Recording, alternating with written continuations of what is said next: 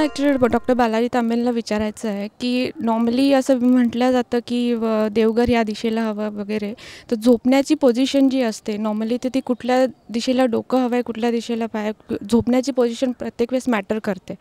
Specially normally असं म्हटलं जातं, तर त्याबद्दल विचारायचं होतं. एक गोष्ट निश्चित आहे की नीट जर झोप लागली ना तर त्याच्या एवढं उत्तम आरोग्यासाठी औषध नाही. आणि ते आरोग्य म्हणजे नुसतं शरीराचं नाही, मनाचं, आत्म्याचं सर्व आरोग्य. तेव्हा झोप ही आपल्याला चांगली लागायला पाहिजे आणि पाहिजे तेव्हा आणि अगदी व्यवस्थित शांत झोप लागणं खूप आवश्यक आहे.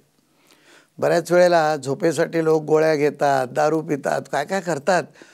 अगदी दुर्भाग्य म्हणायचं, म्हणजे त्यांचं नशीबच चांगलं नाही. झोप न यावी साधी, तेव्हा झोप ही प्रत्येकाला चांगली यावी असं अपेक्षा आहे.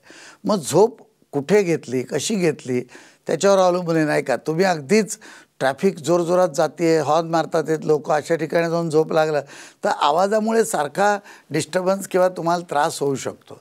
तर झोप शांत लागण्यासाठी काय काय करावं याचा विचार करत असताना आपली भारतीय शास्त्र म्हणजे अतिविकास त्यांचा झालेला.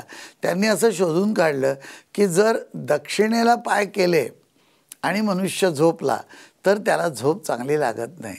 त्याची शक्ती जी आहे ती व्यय जास्त होतो आणि त्याची सगळी आवर्तनं बिघडतात झोपेची.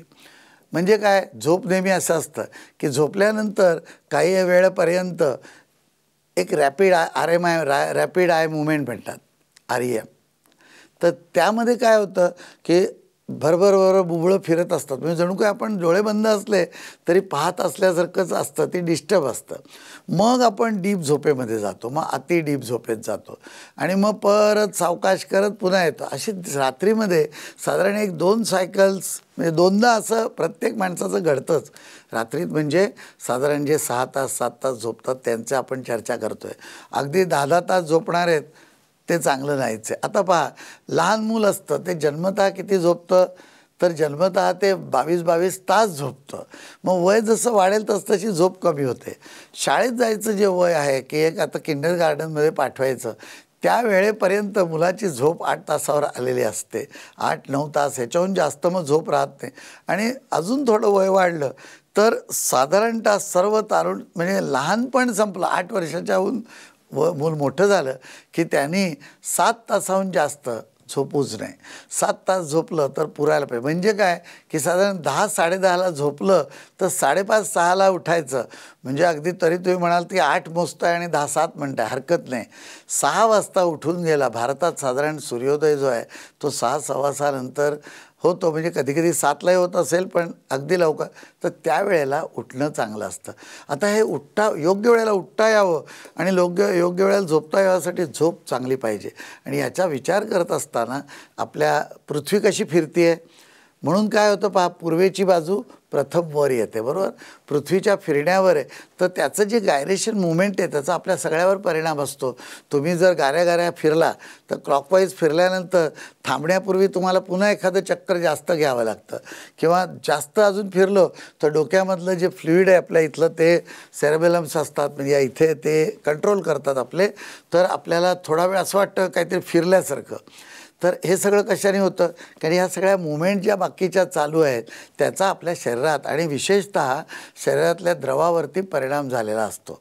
सर्वात गंमत तुम्हाला एक आश्चर्य वाटेल की विषुववृत्तावरती गेलं तर विषुववृत्ताच्या या बाजूला आपण एक पाण्याची बादली ठेवायची आणि त्याच्यामध्ये एक भांडं ठेवायचं बारीक भोग पाडून, आणि ते भांड्यातनं पाणी खाली गळत असताना त्या पाण्यात आपसूक आवर्तन तयार होतं.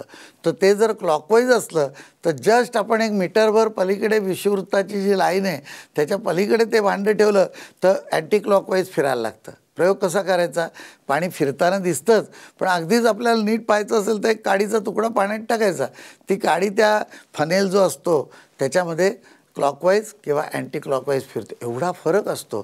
तर जसं ते पाणी खाली जाताना त्याचं आवर्तन उलटं होतं आहे, तसं आपल्या संपूर्ण शरीराचं जे द्रव आहे त्याच्यात आवर्तनं उत्पन्न होतात. आणि या सगळ्याचा विचार करून, चुंबकीय तत्वांचा विचार करून असं काढलं की दक्षिणेला पाय केले की आपली शक्तीचा व्यय जास्त होतो आणि आपल्या शरीरावर त्याचे दुष्परिणाम होतात. म्हणून साधारणतः दक्षिणेला पाय करून झोपू नये. मग तुम्ही पूर्वेला डोकं करा, पश्चिमेला करा, उत्तरेला करा, म्हणजे काय होतं, दक्षिणेला पाय होतील, मग ते अलाउड नाही आहे.